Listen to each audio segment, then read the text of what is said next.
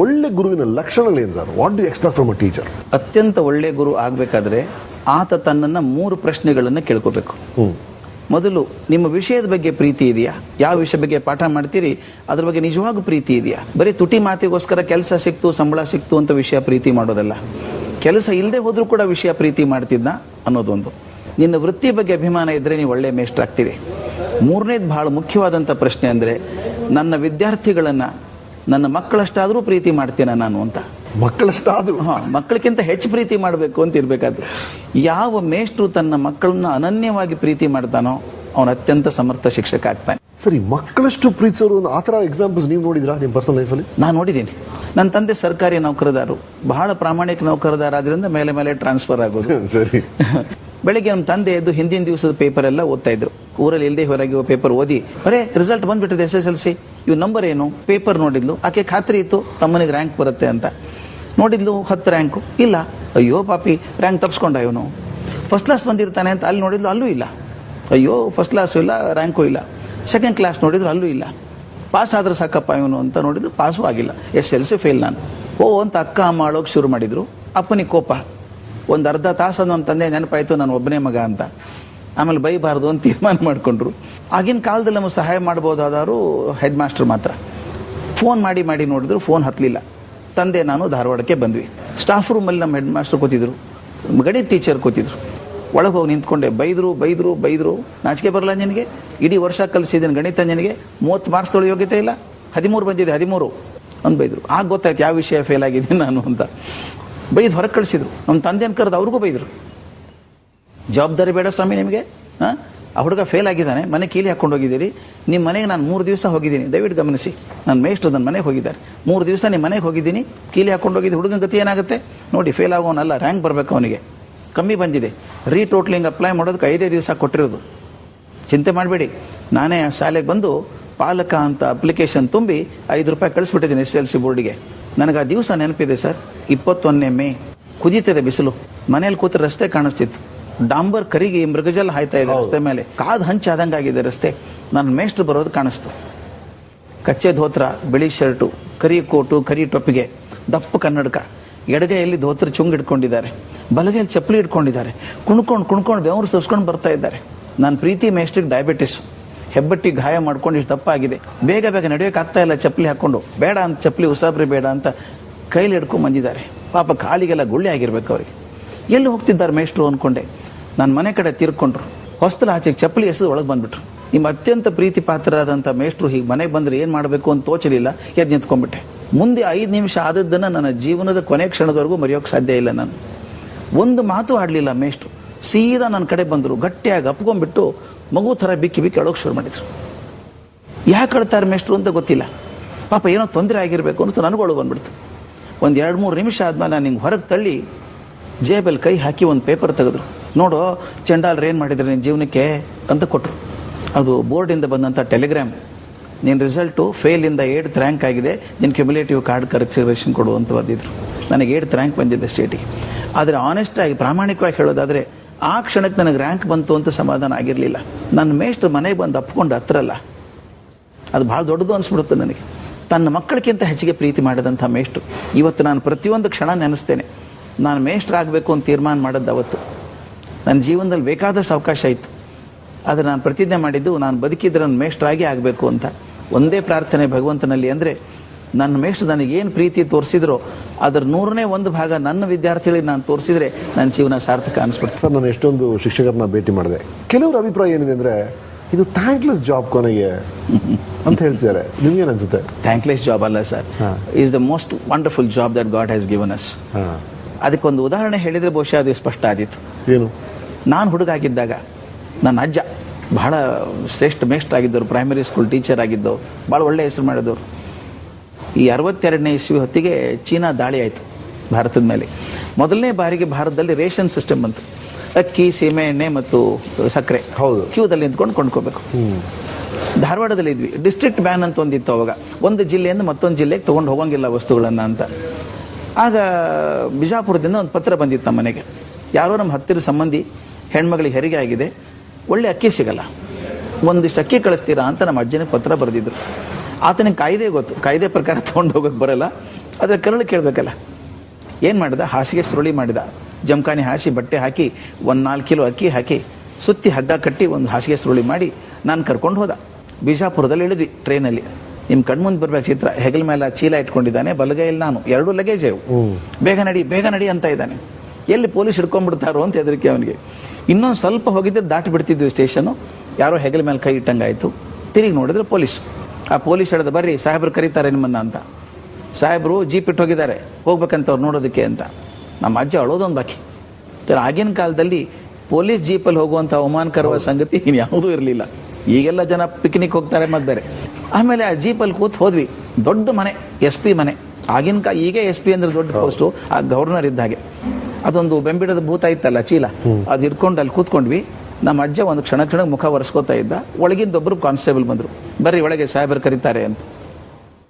ಅಪರಾಧಿ ತಾನೇ ನನ್ನ ಅಜ್ಜ. ಕೈ ಮುಕ್ಕೊಂಡೆ ಒಳಗೆ ಹೋದ. ದೊಡ್ಡ ಹಾಲು, ಅಲ್ಲೆಲ್ಲ ಸೋಫಾ ಹಾಕಿದ್ದಾರೆ, 3 ಜನ ಕಾನ್ಸ್ಟೇಬಲ್ ನಿಂತ್ಕೊಂಡಿದ್ದಾರೆ.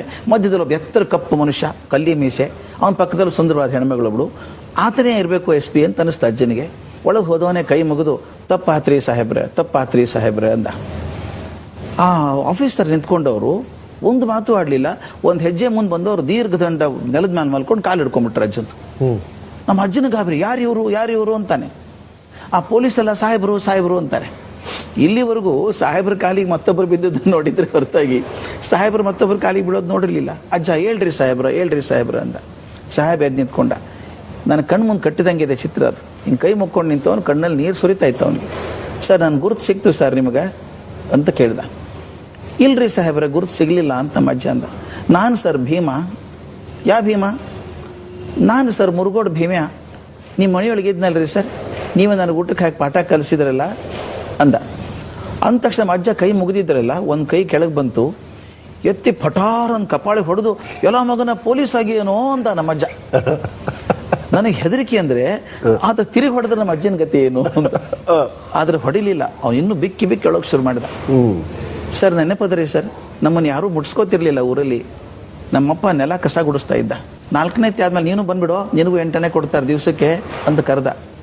ನೀವು ಮನೆಗೆ ಬಂದು ನಮ್ಮ ತಂದೆ ಹತ್ರ ಜಗಳಾಡಿ, ಹುಡುಗ ಬುದ್ಧಿವಂತಿದ್ದಾನೆ ಬಿಡಿಸ್ಬೇಡ ಅಂತ ಹೇಳಿ ಮನೇಲಿ ಇಟ್ಕೊಂಡು ಊಟಕ್ಕೆ ಹಾಕಿ ಕಲಿಸಿದ್ದು ನೆನಪದ ಸರ್. 7ನೇ ಕ್ಲಾಸ್ವರೆಗೂ. 7ನೇ ಕ್ಲಾಸ್ ಅವನು ಶಾಲೆ ಇರಲಿಲ್ಲ ಊರಲ್ಲಿ. ಬಿಜಾಪುರಕ್ಕೆ ಕರ್ಕೊಂಡೋಗಿ ಹಾಸ್ಟೆಲ್ ಫೀಸ್ ಕಟ್ಟಿ ಬಂದದ್ದು ನೆನಪದ ಸರ್. ನೀವು ಹಾಗೆ ಮಾಡದೇ ಇದ್ದಿದ್ರೆ ಇವತ್ತಿಗೆ ಇನ್ನೂ ನಾನು ಕಸ ಗುಡಿಸ್ಕೊಂಡೇ ಇರ್ತಿದ್ದೆ ಸರ್ ಅಂದ್ಬಿಟ್ಟು ತನ್ನ ಹೆಂಡತಿಗೆ ಹೇಳ್ದ, ದಿನ ದೇವ್ರ ಪೂಜೆ ಅಂತೆಲ್ಲ ಬಿಡು, ಇವರೇ ನನ್ನ ದೇವರು, ಕಾಲು ಹಿಡ್ಕೊ ಅಂದ. ಹಿಡ್ಕೊಂಡು ನಮ್ಮ ಅಜ್ಜ ಅವನು ಅಪ್ಪಿಕೊಂಡ್ರು. ಇಬ್ಬರು ಅಳ್ತಾ ಇದ್ರು. ನನ್ನ ಕಣ್ಮುಂದೆ ಕಟ್ಟಿದಂಗಿದೆ ಸರ್ ಅದು. ಒಂದು ಕಡೆಗೆ ಧನ್ಯತೆಯಿಂದ ಬೀಗಿದಂಥ ಗುರು ಒಂದು ಕಡೆ ಆದರೆ, ಕೃತಜ್ಞತೆಯಿಂದ ಬಾಗಿದಂಥ ಶಿಷ್ಯ ಇನ್ನೊಂದು ಕಡೆಗೆ. ನನಗೆ ಆಗಲೇ ಕೇಳಿದ್ರಲ್ಲ ಥ್ಯಾಂಕ್ಲೆಸ್ ಜಾಬ್ ಅಂತ, ಅಲ್ಲ ಅಂತ ಅನಿಸುತ್ತೆ ನನಗೆ. ಯಾಕಂದರೆ ನನ್ನ ಅಜ್ಜ ಆ ಭೀಮನ ಭೇಟಿ ಆದದ್ದು 30 ವರ್ಷಗಳ ನಂತರ ಇರಬೇಕು. 30 ವರ್ಷ ಹಿಂದೆ ಹಾಕಿದಂಥ ಪ್ರೀತಿಯ ಬೀಜ ಇವತ್ತು ಬೆಳೆದು ಹೆಮ್ಮರಾಗಿ ನಿಂತ್ಕೊಂಡಿದೆಯಲ್ಲ. ಅದರಿಂದ ನಾವು ಬೀಜ ಹಾಕುವಾಗ ಮನಸ್ಸಲ್ಲಿ ಕಸಿವಿಸಿ ಬೇಡ, ಕಿರಿಕಿರಿ ಬೇಡ, ಪ್ರೀತಿಯಿಂದ ಹಾಗೆ ಖಂಡಿತ ಆಗುತ್ತೆ. ಒಳ್ಳೆ ಬೀಜ ಒಳ್ಳೆ ಹಣ್ಣೆ ಕೊಡ್ತದೆ. So nice. ಸೊ ಇನ್ನೊಂದು, ಪೇರೆಂಟ್ಸ್ ಏನು ನಿರೀಕ್ಷೆ ಮಾಡ್ತೀರಾ ನೀವು ಆಸ್ ಅ ಟೀಚರ್? ನಾನು ಒಂದೇ ಕೈ ಮುಗಿದು ಬೇಡ್ಕೊಳ್ಳೋದು, ದಯವಿಟ್ಟು ನಿಮ್ಮ ಮಕ್ಕಳ ಕಣ್ಣಲ್ಲಿ ಶಿಕ್ಷಕರನ್ನ ಸಣ್ಣವರನ್ನಾಗಿ ಮಾಡಬೇಡಿ. ಅಂದ್ರೆ ಸರ್, ಈಗ ತಂದೆ ಯಾವುದೋ ದೊಡ್ಡ ಕಂಪನಿಯಲ್ಲಿ ಮ್ಯಾನೇಜರ್ ಆಗಿದ್ದಾರೆ, ಜನರಲ್ ಮ್ಯಾನೇಜರ್, ಮ್ಯಾನೇಜಿಂಗ್ ಡೈರೆಕ್ಟರ್ ಆಗಿದ್ದಾರೆ. ಅವನೇನೋ ಟೀಚರು, ಎಲ್ಲ ಕೂಡ 1,800 ರೂಪಾಯಿ ಸಂಬಳ ಅವನಿಗೆ. ಅವನೇ ನಾ ಹೇಳ್ತೀನಿ ತಗೋ, ನಮ್ಮ ಮನೆ ಪಕ್ಕದಲ್ಲಿ ನಾನು ಹೇಳ್ತೀನಿ. ಅವನು ಕೆಲವೊಂದ್ಸಲ ಟೀಚರ್ಸ್ ಬಗ್ಗೆ ಹಗುರವಾಗಿ ಮನೆಯಲ್ಲಿ ಮಾತಾಡ್ತೀವಿ, ಏಕವಚನದಲ್ಲಿ ಮಾತಾಡ್ತೀವಿ. ಮಾತಾಡೋದ್ರಿಂದ ಏನಾಗುತ್ತೆ ಅಂದರೆ ಮಗುಗೆ ಶಿಕ್ಷಕರ ಬಗ್ಗೆ ಅಭಿಪ್ರಾಯ ಕಮ್ಮಿ ಆಗ್ತದೆ. ಒಂದು ಸಲ ಮಗುಗೆ ಶಿಕ್ಷಕರಲ್ಲಿ ನಂಬಿಕೆ ಹೋಗ್ಬಿಟ್ರೆ ಶಿಕ್ಷಕ ಕಲಿಸಿದ್ದು ಯಾವುದು ಮಕ್ಕಳಿಗೆ ಮುಟ್ಟಲ್ಲ, ಅದು ಬೇಕಿಲ್ಲ. ಅದರಿಂದ ದಯವಿಟ್ಟು ಶಿಕ್ಷಕರ ಬಗ್ಗೆ ನಿಮಗೆ ಏನು ತಕರಾರಿದ್ರೆ ಅವ್ರ ಕಡೆನೇ ಹೋಗಿ ಮಾತಾಡಿ. ಮಗು ಮುಂದೆ ಕೆಟ್ಟದಾಗಿ ಮಾತಾಡಬೇಡಿ. ಶಾಲೆ ಯಾವ ವಾತಾವರಣದ ಬಗ್ಗೆನೂ ಮಕ್ಕಳ ಮುಂದೆ ಮಾತಾಡಬೇಡಿ. ಶಾಲೆಗೆ ಅದು ದೇವಸ್ಥಾನ ಇದ್ದಂಗೆ, ಮಗುಗೆ ದೇವಸ್ಥಾನ ಶಾಲೆ, ಅದ್ರ ಬಗ್ಗೆ ತಪ್ಪು ಮಾತಾಡೋದು ಬೇಡ. ಇನ್ನೊಂದು, ನೀವು ಶಿಕ್ಷಕರನ್ನ ಭೇಟಿ ಆದರೂ ಕೂಡ ನೀವು ಅವ್ರ ಕೃತಜ್ಞತೆಯಿಂದ ಮಾತಾಡಿಸಿ. ನಿಮ್ಮ ಮಗುವನ್ನು ಒಂದು ವ್ಯಕ್ತಿತ್ವವನ್ನಾಗಿ ಮಾಡುವಂಥವ್ರು ಅವರು. ಆದ್ದರಿಂದ ಆ ಗೌರವ ಇರಲಿ. ಆತನ ಕಲಿಕೆ ನಿಮ್ಗಿಂತ ಕಮ್ಮಿ ಇರ್ಬೋದು, ಆತನ ಜಗತ್ತಿನ ದೃಷ್ಟಿ ನಿಮ್ಗಿಂತ ಸಣ್ಣದಾಗಿರ್ಬೋದು, ಆದರೆ ಆತ ಒಂದು ದೊಡ್ಡ ಕೆಲಸ ಮಾಡ್ತಿದ್ದಾನೆ. ಒಬ್ಬ ಮಗುನ ಒಬ್ಬ ಸಮರ್ಥ ನಾಯಕನನ್ನಾಗಿ ಮಾಡ್ತಾನೆ. ಫಿಸಿಕ್ಸ್ ಕೆಮಿಸ್ಟ್ರಿ ಹೇಳ್ಕೊಡೋದು ಒಂದು ಕಡೆ. ಅಪಾರ್ಟ್ ಫ್ರಮ್ ದ್ಯಾಟ್, ಅವರ ಪರ್ಸನಲ್ ಲೈಫಲ್ಲಿ ಅಥವಾ ಅವ್ರ ಬಿಹೇವಿಯರ್ಲಿ ಹೇಗಿರಬೇಕು ಅನ್ಸುತ್ತೆ ನಿಮಗೆ ಟೀಚರ್ಸ್? ಒಂದು ಗಮನ ಶಿಕ್ಷಕರು ಇಡಬೇಕಾದದ್ದು ಅಂದರೆ, ಪ್ರತಿಯೊಂದು ಮಗು ನಿಮ್ಮನ್ನು ಗಮನಿಸಿ ನೋಡುತ್ತದೆ. ನೀವು ಮೇಷ್ಟ್ರ ಆದಾಗ ನಿಮ್ಮ ದುರ್ಬೀನ್ ಕೆಳಗೆ ಇರ್ತೀರಿ. ಹಾ. ನಿಮ್ಮ ವ್ಯಕ್ತಿ ಜೀವನ ಕೂಡ ಒಂದು ಎಕ್ಸಾಂಪಲ್ ಹೇಳ್ಬಿಡ್ತೀನಿ. ನಾನು ಹಾರ್ವರ್ಡ್ ಸ್ಕೂಲ್ ಆಫ್ ಎಜುಕೇಶನ್ ಹೋದಾಗ ಅಲ್ಲಿ ಡಾಕ್ಟರ್ ಕ್ಯಾಥಲೀನ್ ಅಂತ dean, one of the best university in the world today. ಅಲ್ಲಿ ಹೋದಾಗ ನಾನು ಪಾಠ ಮಾಡಿ ಮುಗಿದ್ಮೇಲೆ ಅವ್ರು ಎಷ್ಟು ಚೆನ್ನಾಗಿ ಮಾಡ್ತಾರೆ ಅಂದ್ರೆ ತಮ್ಮ ಯೂನಿವರ್ಸಿಟಿ ಬಗ್ಗೆ, ಯಾಕೆ ಹಾರ್ವರ್ಡ್ ರಿಮೇನ್ಸ್ ನಂಬರ್ 1 ಅಂದ್ರೆ ಒಂದು ಕ್ವಶನೇರ್ ಮಾಡ್ತಾರೆ, ನಮ್ಮ ಶಾಲೆ ಬಗ್ಗೆ ಅಭಿಪ್ರಾಯ ಏನು ನಿಮ್ದು ಅಂತ ಎಲ್ಲರನ್ನೂ ಕೇಳ್ತಾರೆ. ನೋಡಿದೆ, ಚೆನ್ನಾಗಿತ್ತು. ನಾನು ಒಂದು ಕ್ವಶನ್ ಸೇರಿಸ್ಬೋದಾ ಇದಕ್ಕೆ ಅಂತ ಕೇಳಿದೆ. ಏನು ಅಂತ ಕೇಳಿದ್ರು. ಒಂದು ಕ್ವಶನ್ ಹಾಕಿದ್ರು, do you think the personal life of a teacher makes an impact on your learning ಅಂತ. ಅಂದ್ರೆ ಶಿಕ್ಷಕರ ವೈಯಕ್ತಿಕ ಜೀವನ ನಿಮ್ಮ ಕಲಿಕೆ ಮೇಲೆ ಪ್ರಭಾವ ಬೀರ್ತದ ಅಂತ ಒಂದು ಕ್ವಶನ್ ಹಾಕಿ ಅಂದೆ. ಯಾಕೆಂದ್ರೆ ಅದೇನಾಗ್ಲಿಕ್ಕಿಲ್ಲ, because teacher is a teacher, personal life is personal life ಅಂದ್ರು. ಹಾಕಿ ನೋಡಿ ಅಂದೆ. ಹಾಕಿ ನೋಡಿ 6 ತಿಂಗಳು ನನ್ನ ಮೇಲ್ ಕಳಿಸಿದ್ದಾರೆ ಅವರು. ಬಹಳ ಒಳ್ಳೆ ಪ್ರಶ್ನೆ ಇದು. 89% 89 ಜನ ಹುಡುಗರು ಹೇಳಿದಾರಂತೆ, personal life of a teacher makes an impact on my learning. ನೋಡಿ, ಹಿಂದಿನ ದಿವಸ ಮೇಷ್ಟು ಕುಡ್ಕೊಂಡು ಅಡ್ಡಾಡ್ತಾ ಇದ್ದಾರೆ ರಸ್ತೆ ಮೇಲೆ, ಮರುದಿವ್ಸ ಕ್ಲಾಸಲ್ಲಿ ಪಾಠ ಮಾಡಿದಾಗ ಹಿಂದಿನ ದೃಶ್ಯ ಪುನರಾವರ್ತನೆ ಆಗ್ತಾ ಇರುತ್ತೆ ಕ್ಲಾಸ್. ಎಷ್ಟು ಒಳ್ಳೆ ಚೆನ್ನಾಗಿ ಫಿಸಿಕ್ಸ್ ಟೀಚ್ ಮಾಡಿದ್ರೆ ಇಟ್ ಡಸಂಟ್ ಮ್ಯಾಟರ್. ಒಬ್ಬ ಶಿಕ್ಷಕ ತನ್ನ ವ್ಯಕ್ತಿಶಃ ಜೀವನವನ್ನು ಎಷ್ಟು ಶುದ್ಧವಾಗಿ ಇಟ್ಕೋತಾನೋ ಅಷ್ಟು ಒಳ್ಳೆ ಮೇಸ್ಟ್ ಆಗ್ತಾನೆ. ಅದಕ್ಕೆ ನಾನು ಹೇಳೋದು, before you become a good teacher you should be a good human being. ಒಳ್ಳೆ ಮನುಷ್ಯನಾಗೋದೊರ್ತು ಒಳ್ಳೆ ಶಿಕ್ಷಕ ಆಗೋಕೆ ಸಾಧ್ಯವೇ ಇಲ್ಲ. ನನ್ನ ಗೆಳೆಯ ಒಬ್ಬ ಬೇರೆ ದೇಶದಿಂದ ಬಂದಿದ್ದ. ಅವ್ನು ಭೇಟಿಯಾಗಿ ಹೊರಗೆ ಬಂದಾಗ ಒಂದು ದೊಡ್ಡ ಹಾಲು, ಒಂದು ದೊಡ್ಡ ಓವಲ್ ಶೇಪ್ ಟೇಬಲ್ ಇದೆ, ಅಲ್ಲಿ ಮಕ್ಕಳು ಪಾರ್ಟಿ ಆಗ್ತಾ ಇತ್ತು. ಅಲ್ಲಿ ಪಾರ್ಟಿ ಮಾಡ್ಬೇಕಾದ್ರೆ ಶ್ರೀಮಂತರೇ ಇರಬೇಕು. ಎಲ್ಲ 12ರಿಂದ 14 ವರ್ಷ ಹುಡುಗರು. ಟೇಬಲ್ ತುದಿಗೆ ಒಬ್ಬ ಸುಂದರ ಹುಡುಗಿ ಕೂತಿಲ್ಲ, 13-14 ವರ್ಷ. ಆಕೆ ಮುಂದೆ ಕೇಕು ಕ್ಯಾಂಡಲ್ ಎಲ್ಲ ಇತ್ತು. ಗೊತ್ತಾಯ್ತು ಬರ್ತ್ಡೇ ಇರಬೇಕು ಅಂತ. ನನಗೆ ಶಾಕ್ ಆದದ್ದೇನು ಅಂದ್ರೆ ಎಲ್ಲರ ಕೈಯಲ್ಲಿ ಸಿಗರೇಟ್, ಎಲ್ಲ 12-13 ಇದೆ, ಎಲ್ಲ 12-13 ವರ್ಷ ಹುಡುಗ.